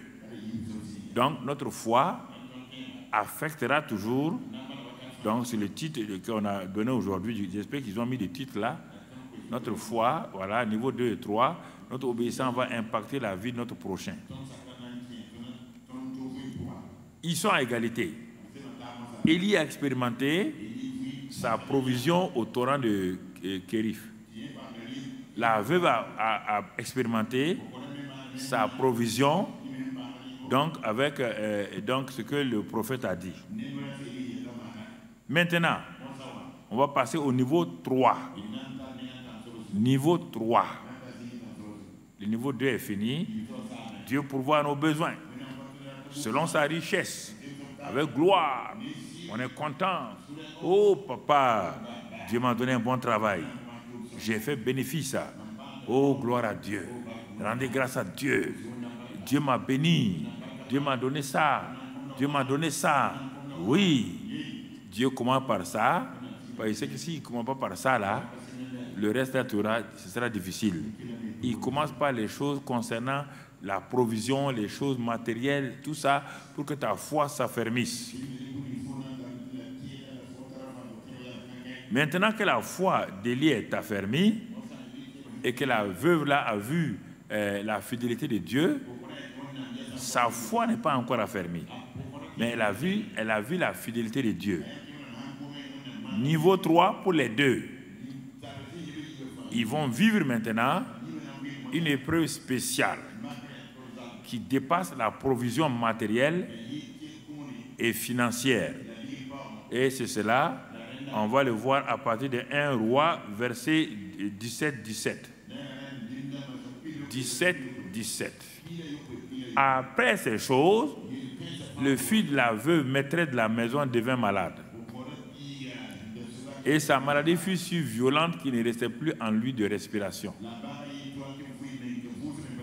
Donc l'enfant est mort. Ah. Mon frère. Ici, Dieu n'a pas donné une parole à Élie.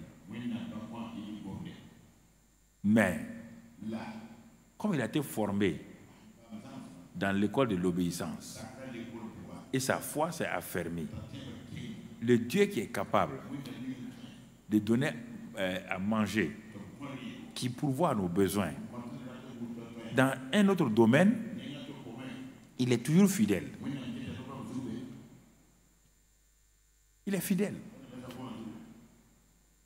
Parce que il dit qu'il ne permet rien qui soit au-delà de notre foi.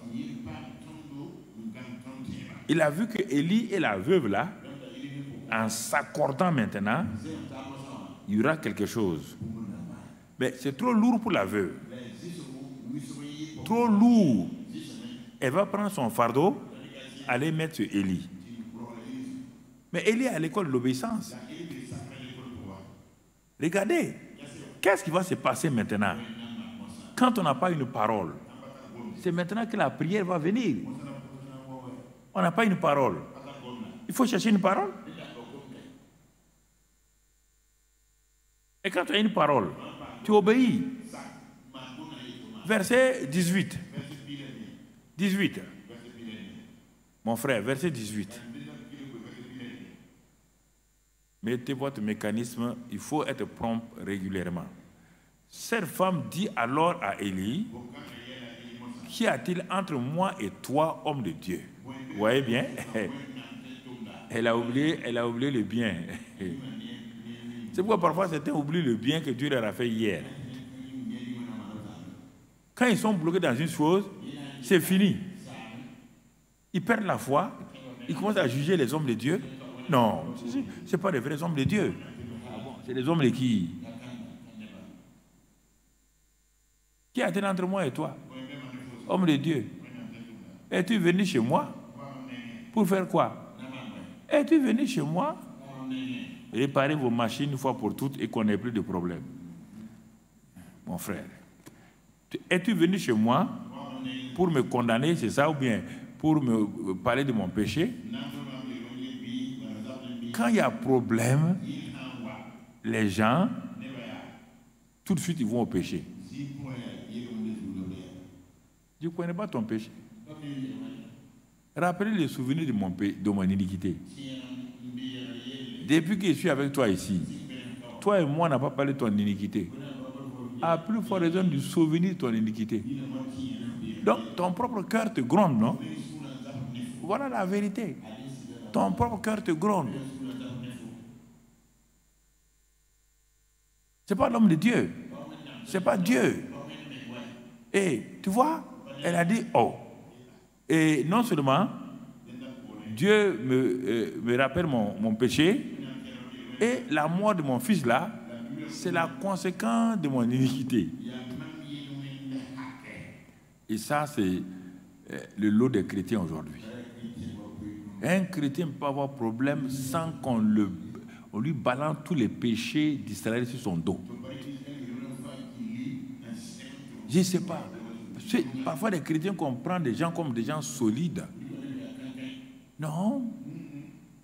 Il y a ça. Il y a ça. Il y a ça. Tout. Quand vous traversez une épreuve, c'est là que vous voyez les vrais disciples, ceux qui sont avec vous. Quand en 1998, j'ai eu la pleurésie dans mon poumon là. Et j'ai fait presque 6 mois, je ne venais pas à l'église comme ça. Pourquoi? Parce que les docteurs ont tout cherché, ils ont regardé, ils ont fait du bon travail. Mais il y avait un docteur français, lui il m'a piqué pour enlever l'eau de mon poumon.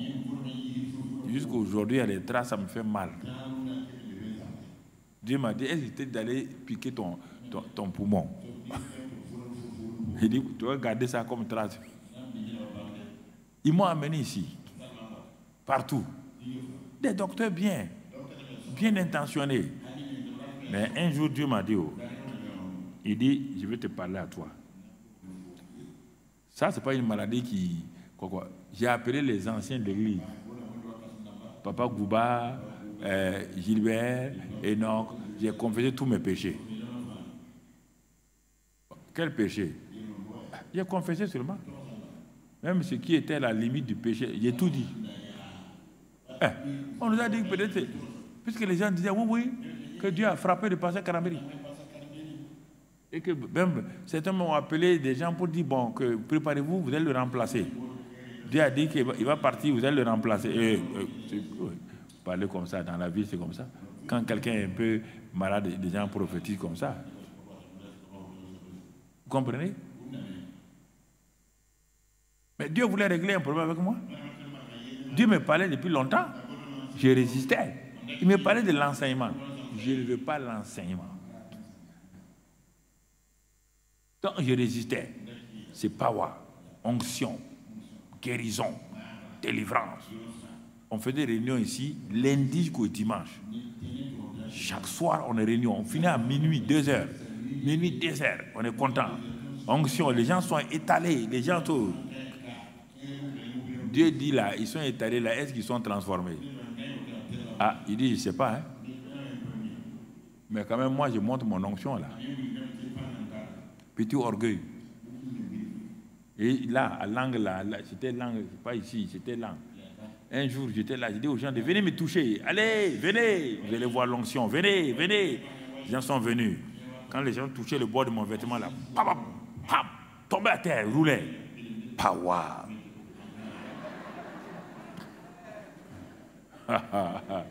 Dieu dit, ah bon, c'est pas vrai. Je pars me coucher, le lendemain, quand je me réveille, je suis plié en deux comme ça. On m'emmène à l'hôpital, il faut une radio, le docteur me regarde, mais pasteur, depuis que ça a commencé, il dit quoi? Mais ton poumon est rempli d'eau, c'est pleuré ici. Ils ont commencé, ils ont fait cancer, tuberculose.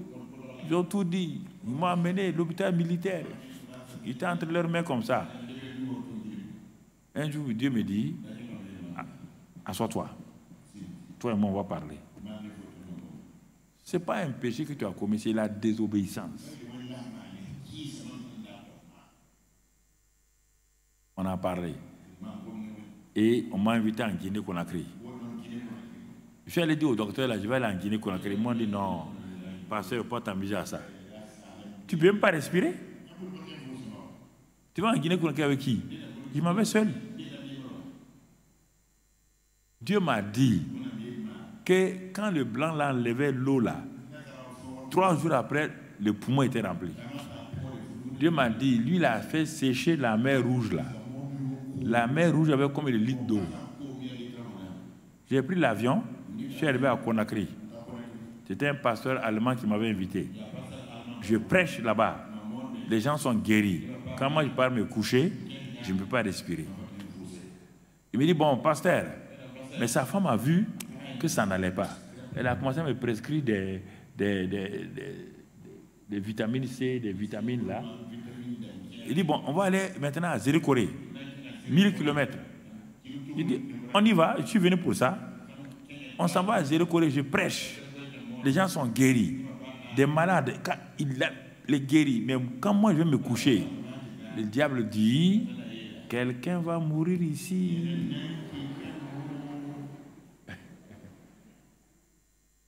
Donc, il fallait que je résiste.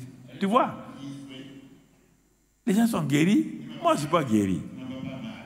Quand j'ai fini, j'ai pris l'avion. Parce que là, Dieu m'a parlé. Tu veux enseigner ou tu ne veux pas enseigner? Je dis, ah bon? Bon, je vais me soumettre. Il va enseigner. Il dit, bon, quand tu vas arriver, c'était au mois de décembre, tu vas donner un nom à l'an 2000.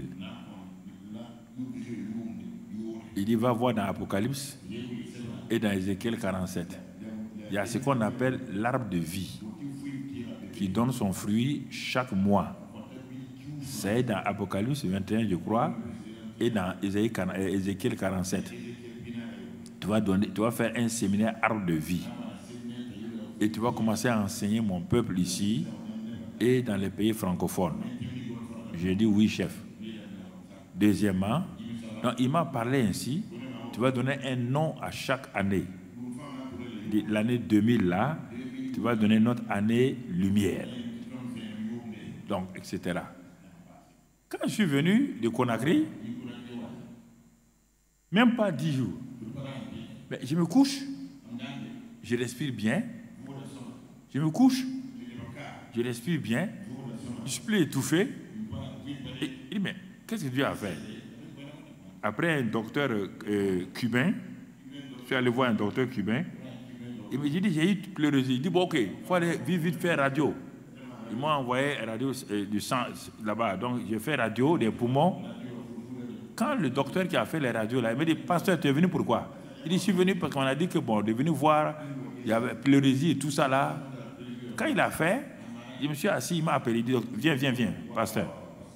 Il a mis son truc là sur leur truc. Il dit, ah, qui t'a dit qu'il t'a eu pleurésie?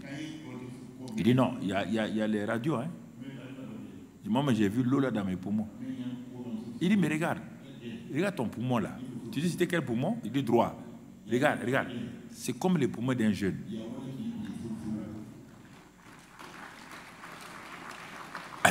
Tu comprends? C'est ça.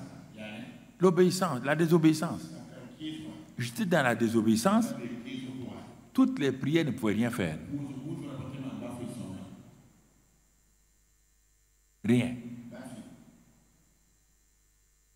Tu comprends? Il fallait obéir. Se repentir. Je me suis repenti. Et puis, je suis venu. Et Dieu m'a restauré. C'est en ce moment que tout a commencé. J'ai dit maintenant, je vais à l'église de 3000 places. Il dit, commence à construire. C'est ainsi que les choses ont commencé et recommencé. Regarde bien Élie. Parce qu'il faut qu'il traverse cette épreuve-là, ce niveau 3-là. Puisqu'on va voir le niveau 4, le niveau 4 ou 5 le dimanche, Dieu voulant. Mais le niveau 3 était le niveau de transition. Voici un cadavre entre les mains d'Élie, mon frère. Et qu'est-ce qu'il va faire? Quand la femme l'a dit cela, le verset qui suit nous dit quoi? Quand la femme a dit cela, le verset qui suit, Dieu, voilà ce qu'elle dit. Donne-moi ton fils. Et il le prit du sein de la femme, le monta dans la chambre haute où il demeurait et le coucha sur son lit. Parce qu'il n'a pas de parole. Il faut qu'il ait une parole. Il faut qu'il ait une révélation. Donc, dans l'obéissance, là, il y a des mots, il y a des paroles. Quand il n'y a pas de parole, allez dans le lieu secret. Il n'a pas laissé l'enfant là entre les mains de sa maman. Il a transporté l'enfant dans sa chambre haute. Quand on dit chambre haute, là, c'est là où la visitation du Saint-Esprit vient. On dit des chambres hautes. C'est là où le Saint-Esprit va venir. Et il a couché sur son lit. Quand il a couché sur son lit, et il invoqua l'Éternel. Et il va parler à Dieu.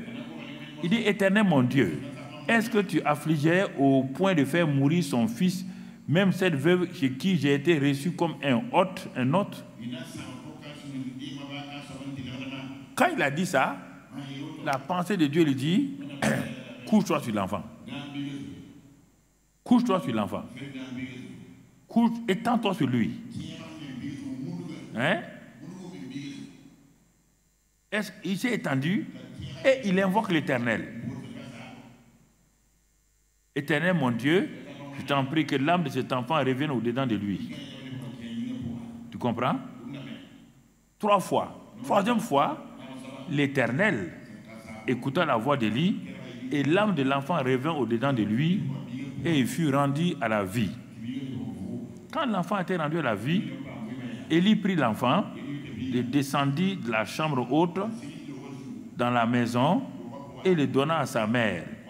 Et Élie dit, vois, ton fils est vivant. On s'arrête là, avant de lire le dernier verset. Il est en train de s'acheminer avant de paraître en public. Il faut travailler en secret. N'essayez pas d'apparaître en public. Satan va vous flécher et vous créer des problèmes.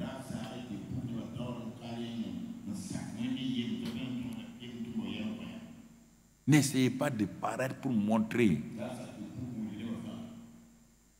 torrent de Kérif. Cache-toi. Cache-toi aux yeux des gens. Mais toi et moi, on va se parler. Cache-toi face au public. Tu n'as pas besoin d'être vu. Ce n'est pas une affaire de publicité. Ce n'est pas une affaire de gloire. C'est une affaire de relation entre toi et moi. Là-bas, je vais te parler, tu vas agir et ta foi va s'affermir. Quand sa foi s'est affermie, il va aider quelqu'un d'autre avec ta foi affermie. Il est parti chez la veuve là, il a aidé la veuve. Maintenant, quand il a aidé la veuve par les besoins matériels, une épreuve supérieure vient. Élie, n'ayant pas reçu de parole, va demander à Dieu. C'est en ce moment que la prière et les choses sont importantes. Il demande à Dieu, il dit, mais je suis venu ici, la bonne dame m'a bien nourri. Mais quand même, je ne vais pas sortir de cette maison avec un cadavre. Il invoqua l'Éternel. Et Dieu lui dit quoi? De se coucher sur l'enfant. Si c'est aujourd'hui là, toutes les réseaux sociaux là, on vous a dit, les pasteurs là, leur force là vient du fait qu'ils se couchent sur les cadavres. Et voilà leur force. On a vu les secrets. Maintenant on comprend leurs secrets. Ils se couchent sur les cadavres. C'est pourquoi ils font des miracles là. Les chrétiens ne connaissent pas le monde spirituel.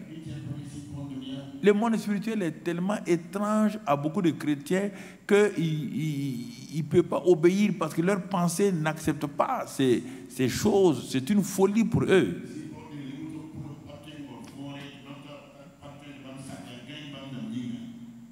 C'est une folie pour eux. folie. Tu comprends? Quand le premier mort que j'ai vu ressusciter, c'est à Koudougou. Mon comptable est venu me dire que sa nièce, on l'a amenée à l'hôpital chinois. Les Chinois ont dit c'est fini, de ramener à la maison. Puis les Chinois, comme ils ne croient pas en Dieu là, ils te disent, bon, toi mouli, ça veut dire toi tu vas mourir. Ils parlent comme ça. L'enfant mouli. C'est leur français là comme ça, l'enfant mouli. Ils ont amené l'enfant. Quand j'arrive là, avec un petit frère, la foule était là. L'enfant est mort, c'est une fille. Elle est morte. Je rentre. J'aurais pu retourner, mais je savais que Dieu allait faire quelque chose. Bon, comme on a dit que le directeur est venu, par respect pour moi, les gens sont assis. Ils avaient leur pioche, ils avaient comment on appelle, les pelles là. Ils sont assis dans le salon du couple là, qui sont chauffeurs les premiers chauffeurs de la Bissia de Koudougou. Ils sont catholiques, ils ne sont même pas. Donc, voilà, c'est ça. Et dans la cour là, les gens s'affairaient pour creuser la tombe. Comme je suis nouveau dans ça, tout le monde me regardait maintenant. J'avais un Nouveau Testament Gédéon. J'ai sorti ça pour parler. Dieu m'a dit, ce n'est pas le temps de lire la Bible. Pose un acte de foi. Il fallait que j'écoute maintenant, il fallait que j'écoute Dieu. Sinon, je sortais dans la honte. J'ai dit à la maman, le papa et la maman étaient assis là, et l'enfant était assis, posé, le corps était posé sur une natte.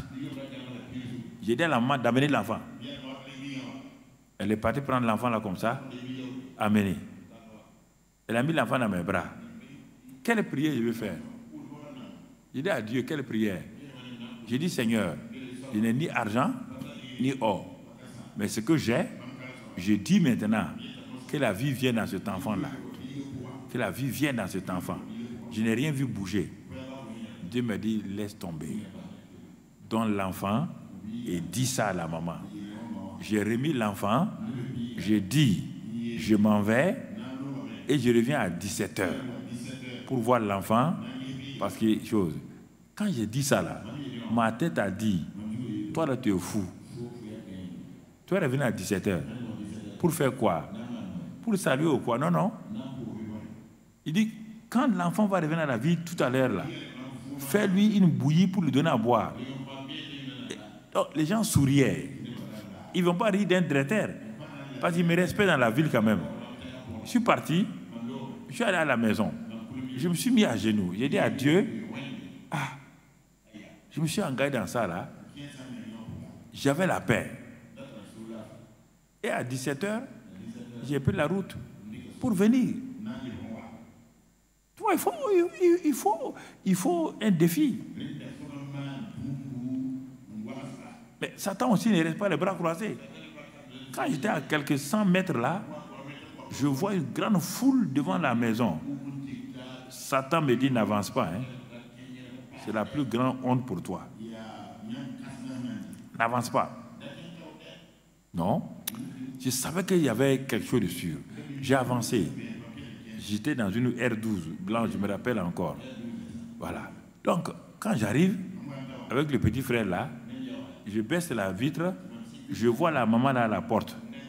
La foule était là, la maman était à la porte. J'ai dit, mais si la maman à la porte, c'est que ce que j'ai dit là, c'est ça qui est arrivé.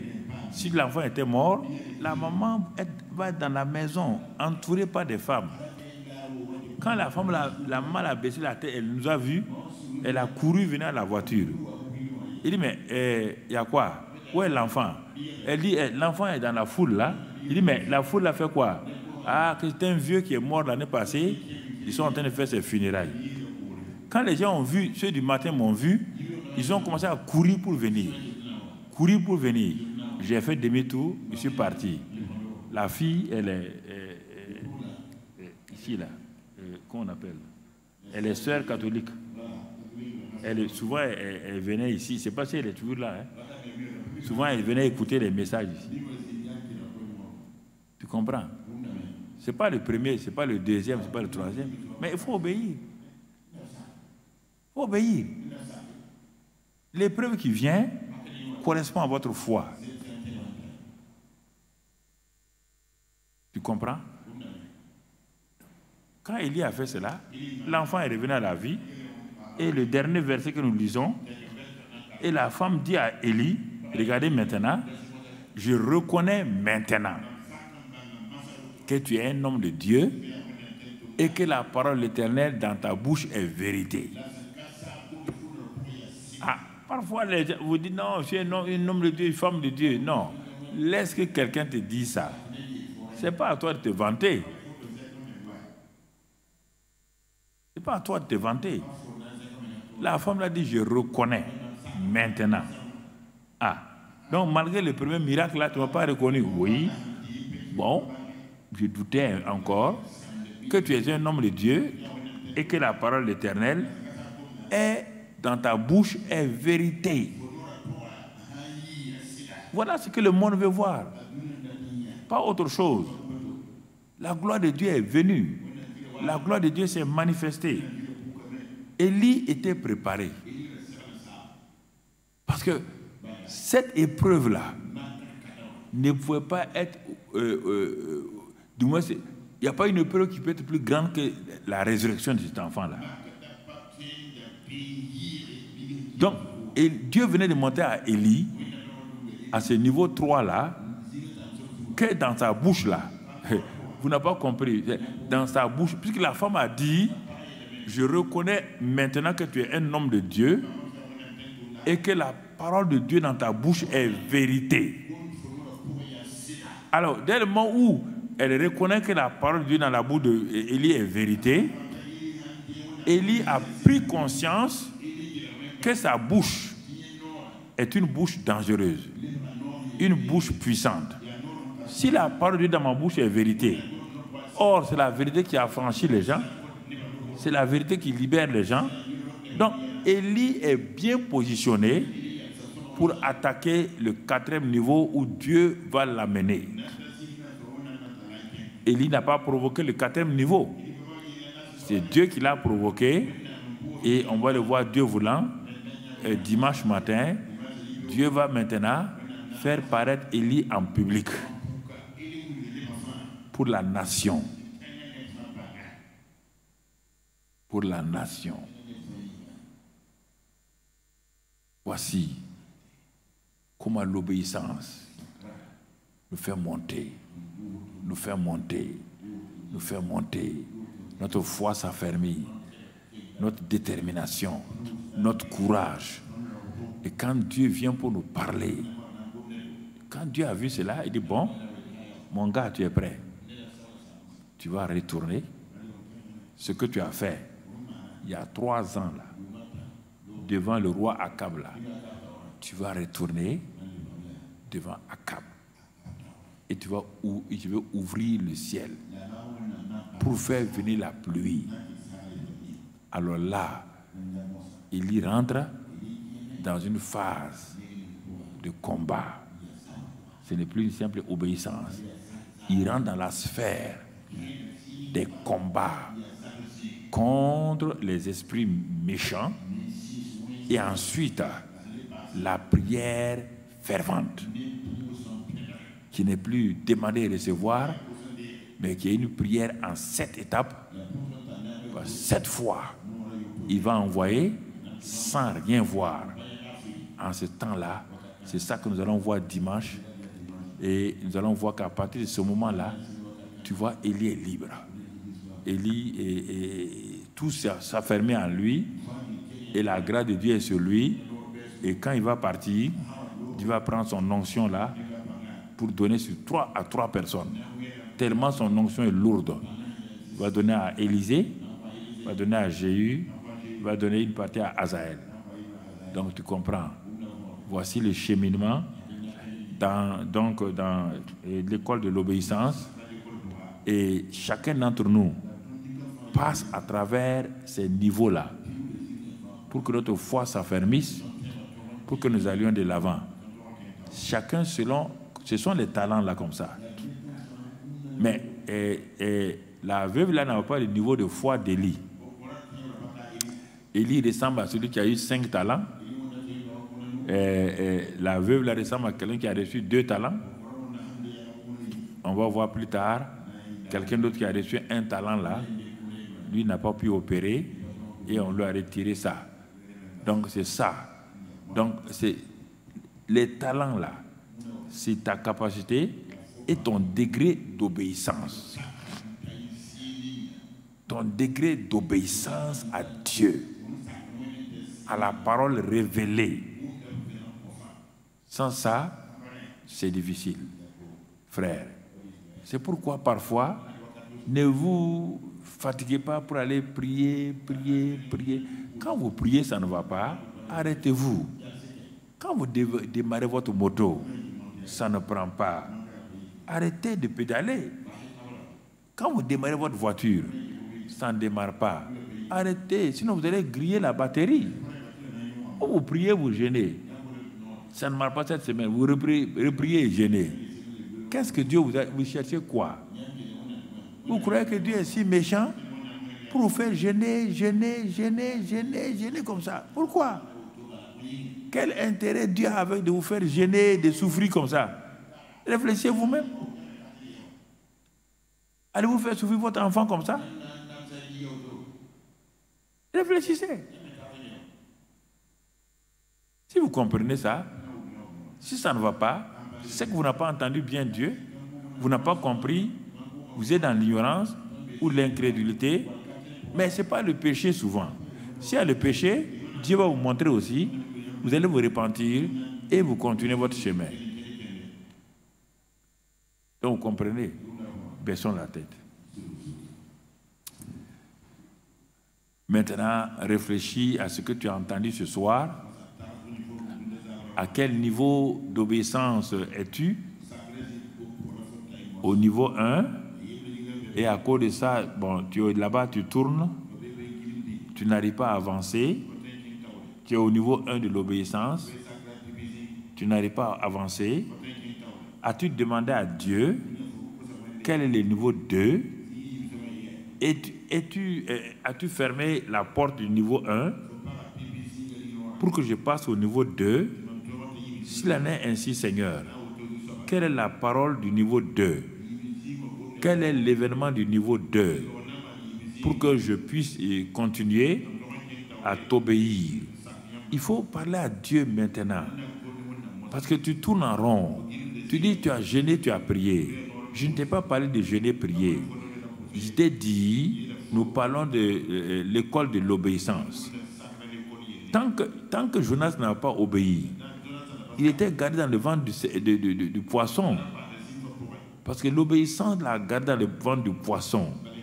C'est quand il s'est repenti, il a dit à Dieu qu'il se repent. Et il est prêt à obéir.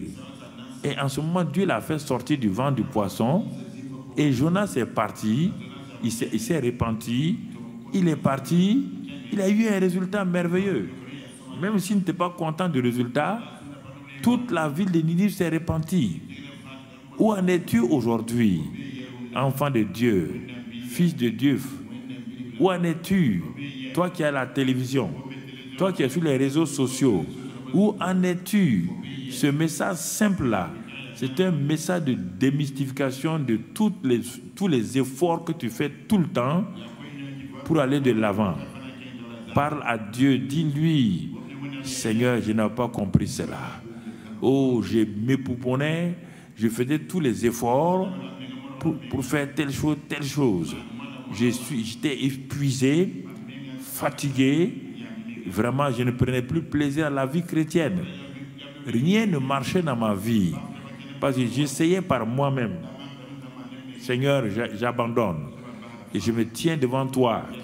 Je me repens d'avoir essayé les choses par moi-même. Je fais appel à toi maintenant. Seigneur, viens à mon secours. Toi, le Dieu d'éternité, le Dieu de compassion et de miséricorde, révèle-moi ta parole. Révèle-moi ta volonté.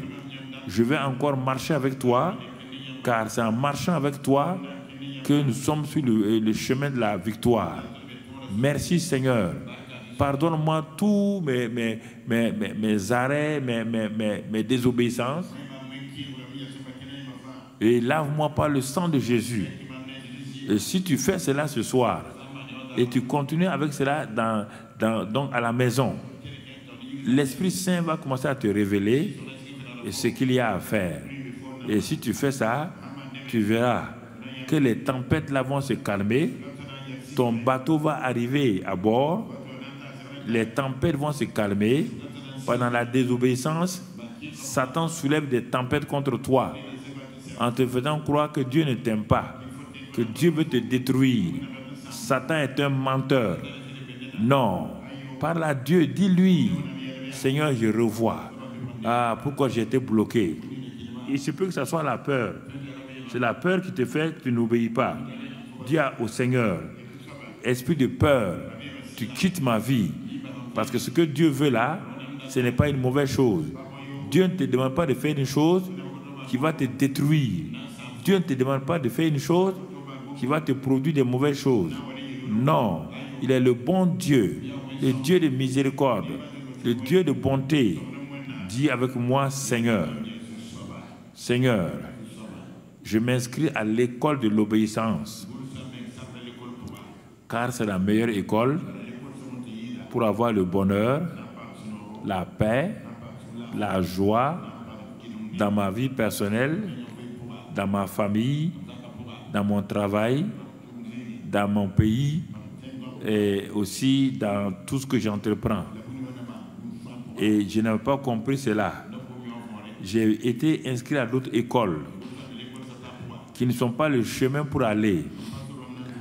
Parce que tu as promis que l'obéissance m'élève au-dessus des nations, alors que je me trouve en dessous des nations. Tu as dit que l'obéissance ouvre les écluses pour que les bénédictions pleuvent sur moi, alors que le ciel semble être fermé sur moi.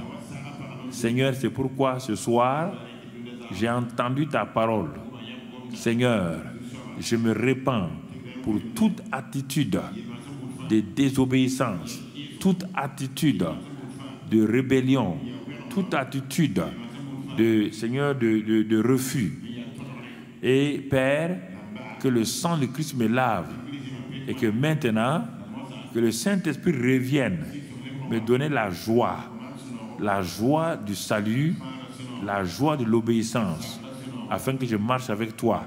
Car je sais que le chemin de l'obéissance aboutit toujours à la victoire, à la paix, à la guérison, à la délivrance et à la bénédiction. Père, je te remercie pour cette grâce-là. Au nom de Jésus, Amen, Amen et Amen. Voilà, on va s'arrêter ce soir ici. On n'a pas besoin d'aller plus loin que ça. C'est bon, ça permet aux gens d'arriver tôt à la maison aussi. On n'a pas besoin de plus que ça. Et le groupe musical sûrement va vous accompagner par un bon cantique dans l'ambiance. Et pour les autres, l'école Marc 16, 15, 20. Nous sommes sur la série sur le Saint-Esprit. Voilà, donc cela est important. C'est important que nous comprenions cela. Donc vendredi à 19h pour l'école Marc 16, 15, 20. Gloire à Dieu. Amen. Allez en paix. Que le Saint-Esprit vous garde, vous renouvelle. Roi des rois, nous te bénissons, nous t'adorons, Prince de paix, nous te bénissons. Roi des rois, nous te bénissons, nous t'exaltons, Prince de paix, nous te bénissons.